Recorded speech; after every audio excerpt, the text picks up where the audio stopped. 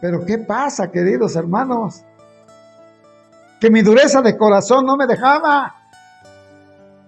Ya había tenido la triste anécdota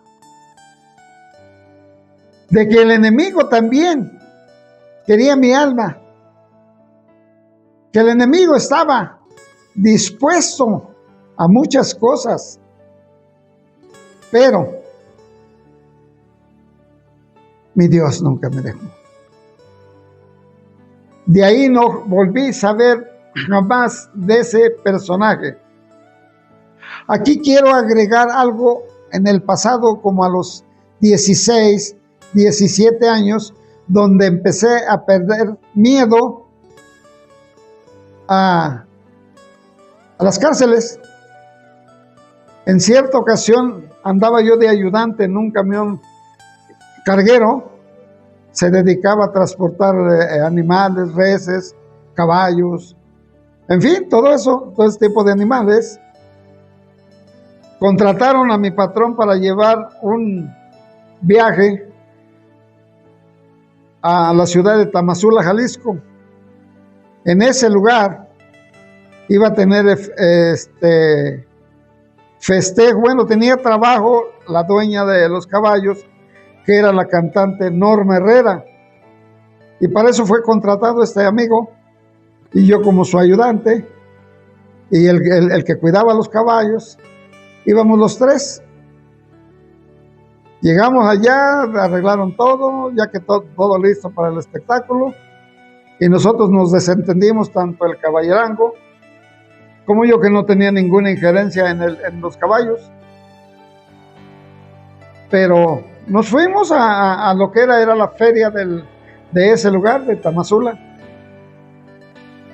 Entonces, no sé cómo decirlo, quizás lo que iba a suceder en la vida.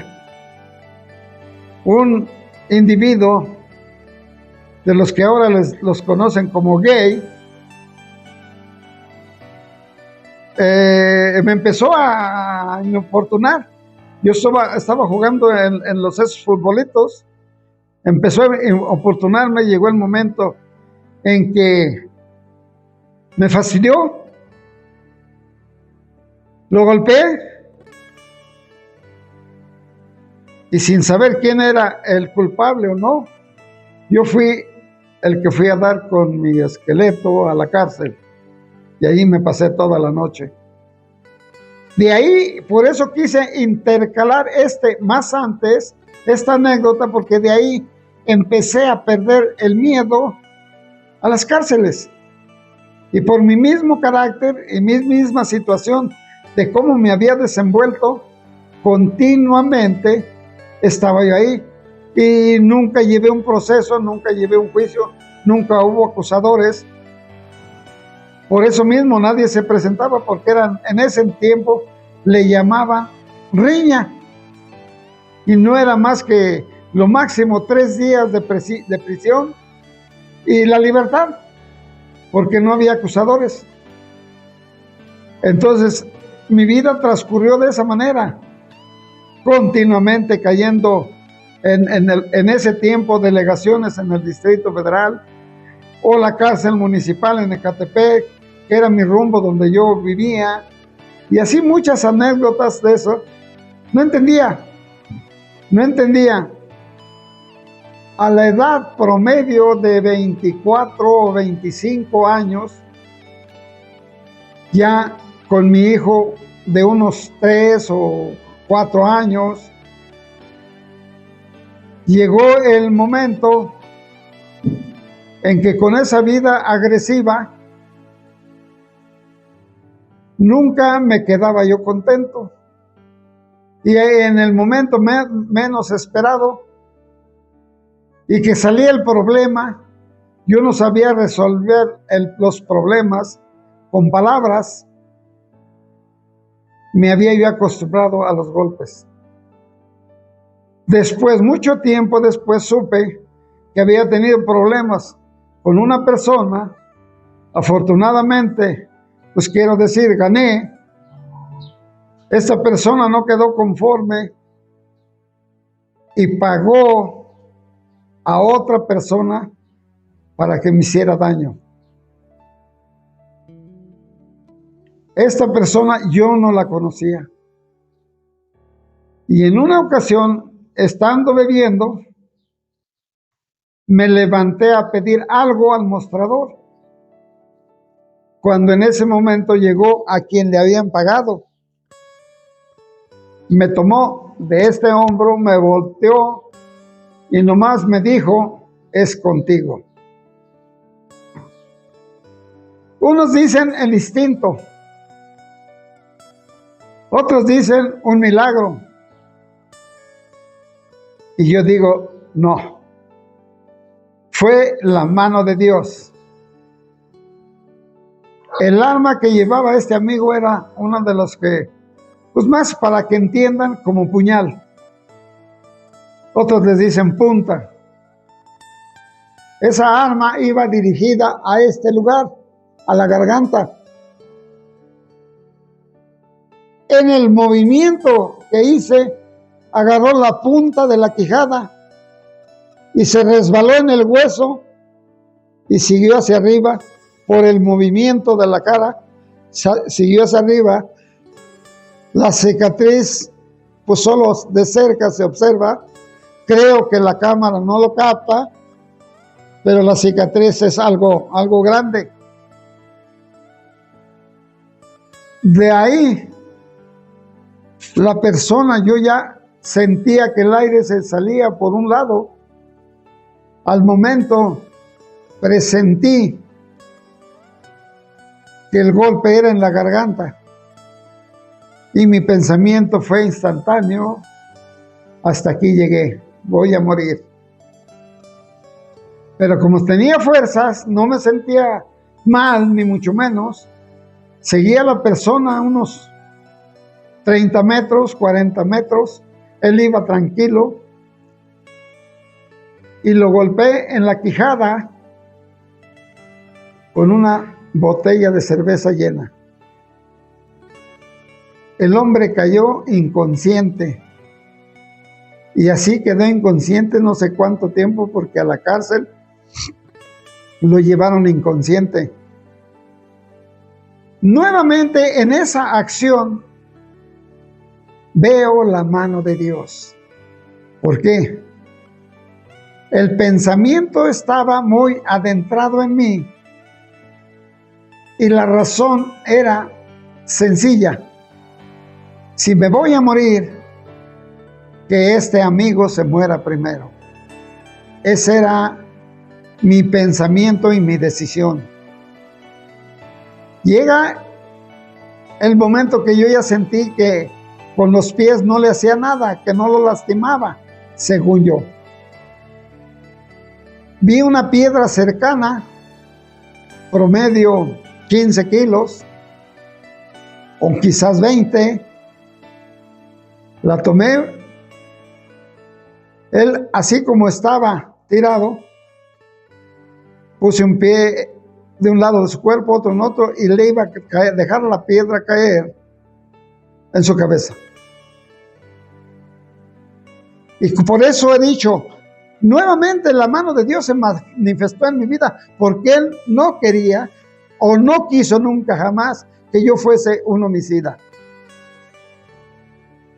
Un hombre corpulento que era el comisario de aquel poblado, a la hora que hice el esfuerzo por dejar caer la piedra, él me la quitó mucho más alto, mucho más fuerte que yo. Me quitó la piedra de las manos.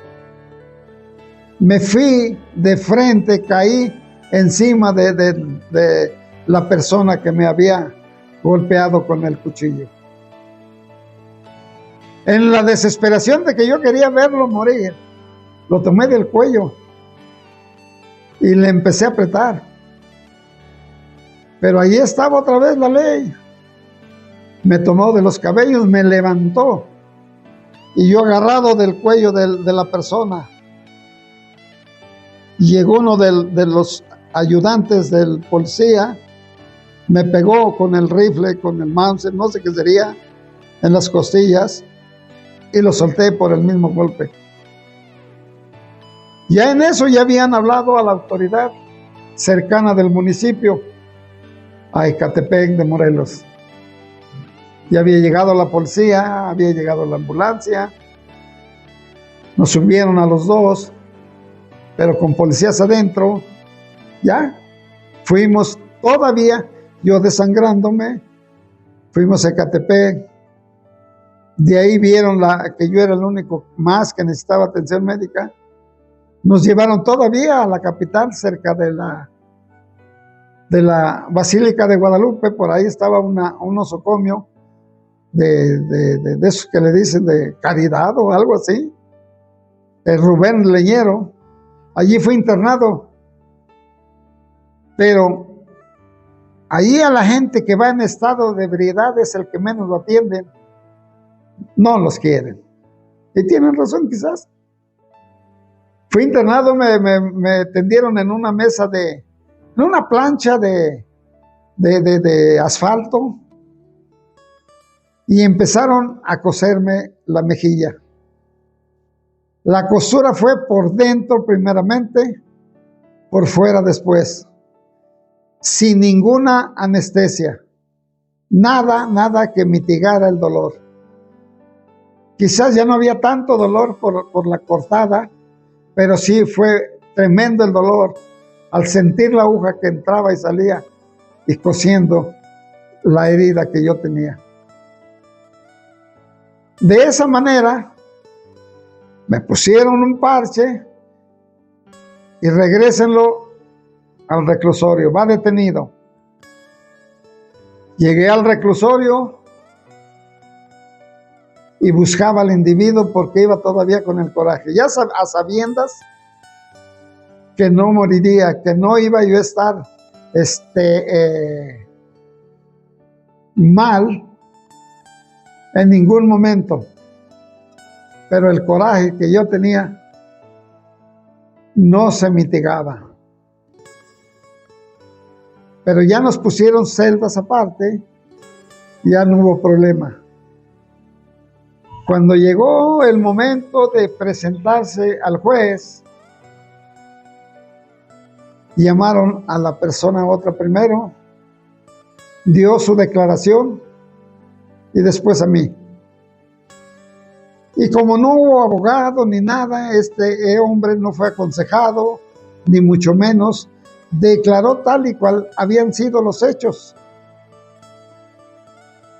Al comparar las declaraciones, a mí me dicen, usted está libre, usted fue el agredido, nada más se defendió. ¿Qué pide contra el Señor? Tranquilamente, delante de mis padres, delante de la familia de esta persona, no pido nada. Se quedó sorprendido el juez. Dice, mire amigo, usted la cicatriz que tiene la llevará por toda la vida. Y es en la cara. Esto se castiga. ¿Qué pide contra él? Nada, Señor. Uno de los familiares de la persona me llamó fuera y le, ¿se me permite tantito, señor juez? ¿Sí? Y me dijo, mira muchacho, ¿tú quieres algo contra de mi primo? Mira, es el único apoyo de su mamá. No vayas a hacer una tontería. Pero en mi corazón ya había anidado esa idea. Qué tristeza del hombre cuando guarda rencor en su corazón. Cuando Jesucristo no ha sanado su corazón. Yo quería la venganza. Llegó el momento de todo, como yo no pedí nada contra él, también lo exoneraron. Los familiares pagaron el tiempo que duré sin trabajar, pagaron medicamentos y pagaron lo que había de multa. Todo lo pagaron ellos. Y así es como quise contar esta anécdota, que si no ha sido por la misericordia de Dios, otra hubiera sido el final de mis días. Porque si yo hubiese muerto en pecado, yo sé justamente lo que me esperaba. Y digo me esperaba porque más después narraré dónde estuvo el gran milagro de mi Señor Jesucristo. Porque aunque yo me parecía pesada mi carga, aunque a mí me parecía difícil seguir el camino, Él amorosamente me estaba esperando. Pero tuvieron que pasar muchos años. Tuvieron que pasar muchas cosas. Bien sabemos y con claridad que el hubiera no existe. Y que tristemente, si no procuramos el camino, enmendarlo, pasarán muchas cosas más y ninguna de ellas será agradable para nuestra vida. Porque solamente bajo el amparo de Dios, bajo la cobertura de sus alas, se vive la verdadera felicidad. No importa que no tengamos bienes, no importa que no tengamos dinero, economía, pero si tenemos el amor de Dios en nuestros corazones, esto basta y sobra para que uno sea feliz en la vida. Pero no lo entendía. Siguió transcurriendo el tiempo. Muchas anécdotas más pasaron en mi vida y sería, punto menos, quizás cansado, quizás imposible de contar todo lo que pasó, lo que sucedió en mi vida alejado de mi Señor Jesucristo. No, quizás las recuerde unas, quizás no, pero sería demasiado cansado. Y el deseo de declarar mi testimonio, créanme, quien me escuche, que no es con el deseo de darme a conocer, que no es con el deseo de sentirme invencible. Nadie lo es, invencible nadie lo es. Tampoco es con el deseo de que se me compadezca. No, es con el deseo, si alguien está empezando a vivir o está viviendo una triste vida sin el Señor Jesucristo después de haberle conocido, yo le invito a que se vuelva a los brazos de Jesús. Y no importa que usted se sienta como se sienta, el hijo pródigo, regrese a los brazos de Cristo. Él jamás, nunca le negará el perdón si usted llega a sus plantas verdaderamente rendido, verdaderamente necesitado, verdaderamente humillado. Él le perdona, porque Él es todo amor, todo grandeza. Maravilloso mi Cristo. Pero seguía en mi vida mundana. Seguía transgrediendo la ley de Dios. Pero Dios, cuando ya tiene planes, sus planes, qué bueno, lo bendigo, lo alabo, lo glorifico. Qué bueno que esos planes que Dios tenía para mi vida eran para bendición. Bendigo a mi Padre por eso, porque cuando Él se propone sus planes, nadie los deshace. Sus planes, nadie los obstruye. Sus planes, aparte de que son perfectos, son ineludibles. Entonces, acortando un poco o un mucho,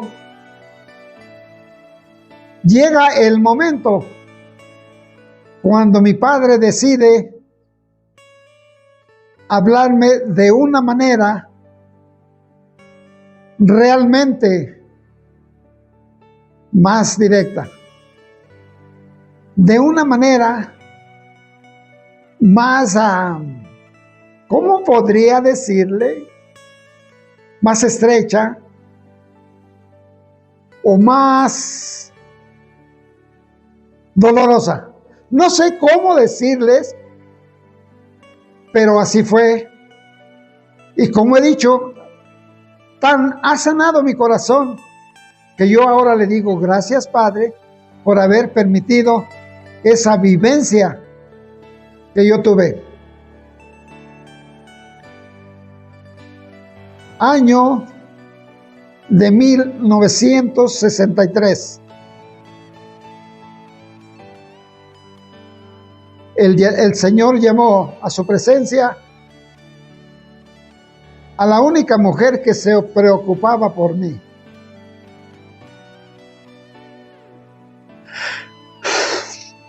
A la única mujer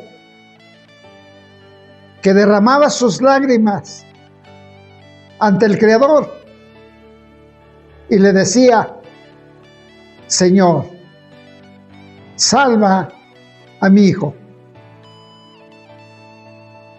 Señor, que mi hijo te busque, que mi hijo se rinda a tus pies,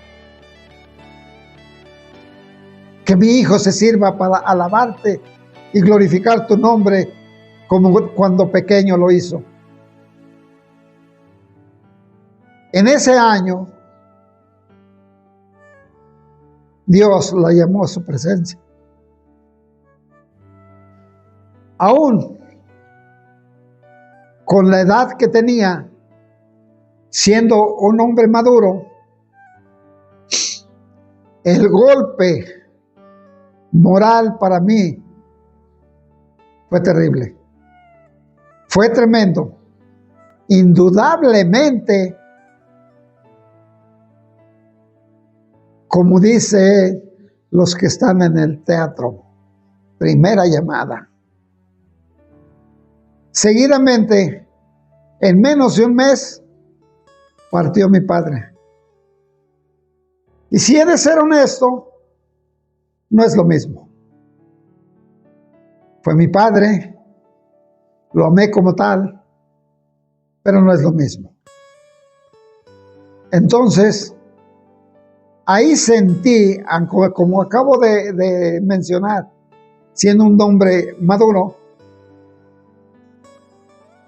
cómo se siente la ausencia de nuestros padres, aún teniendo hijos, aún siendo adulto, aún siendo ya hombre hecho y derecho, que quizás no derecho porque no andaba en los caminos de Dios, pero me dolió tremendamente y me sentí algo así como desamparado, como sin las oraciones de mi madre, pero no reaccioné. Tristemente no reaccioné.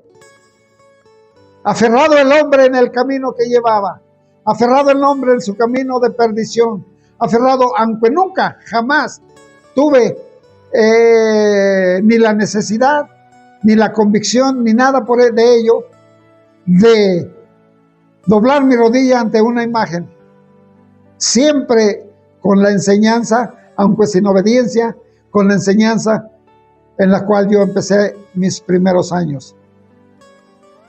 Pero era lo mismo, no obedecía, desobedecía los mandamientos de Dios. Pero en ese momento, como les he dicho, En ese año terminó, seguía trabajando normalmente. En ese mismo año se acabó el trabajo del cual me sentía tan beneficiado por parte de Dios.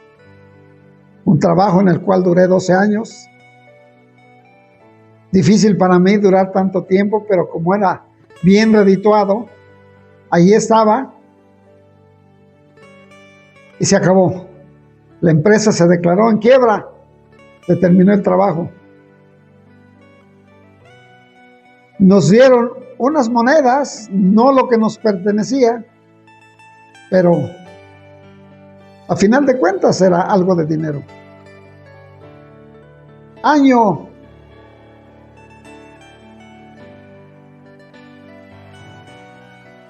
He equivocado la fecha. Fue en 93, 94 y 95, no 60, 93, 94 y 95.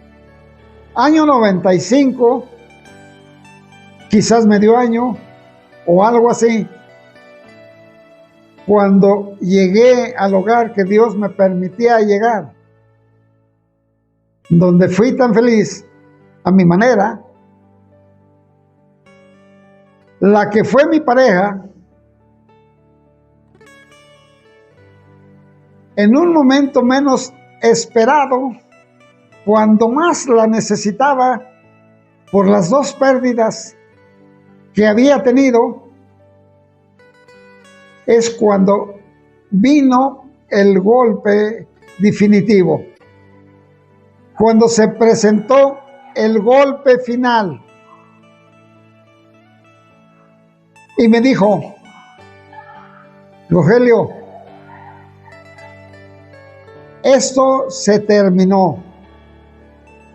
Yo no alcanzaba a comprender la realeza o la realidad de sus palabras. ¿Qué es lo que se terminó? Tú y yo ya no podemos vivir juntos. Aunque sí estábamos pasando lo difícil, estaba arreglando el asunto de la liquidación, acá, había un poco de falta de economía, pero habíamos pasado otras situaciones más difíciles y nunca había mencionado eso. Y también el hombre orgulloso, el hombre seguro y el hombre acostumbrado a no obedecer, a no recibir malas contestaciones. Me armé de valor